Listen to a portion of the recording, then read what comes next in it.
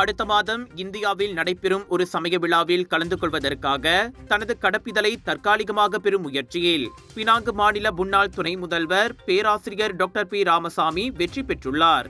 கடப்பிதழை விடுவிக்க கோரி ராமசாமி தாக்கல் செய்த மனுவை பட்டவர் செஷன்ஸ் நீதிமன்றம் இன்று ஏற்றுக்கொண்டது.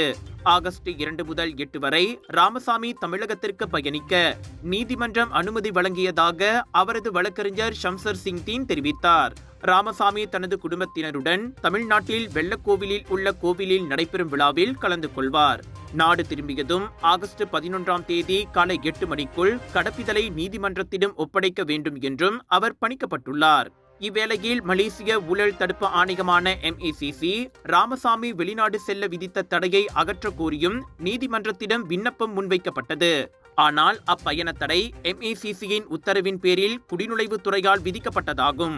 எனவே அதனை அகற்ற நீதிமன்றத்திற்கு அதிகாரம் இல்லை என செஷன்ஸ் நீதிமன்ற நீதிபதி கூறியதாக ஷம்ஷர் தெரிவித்தார்.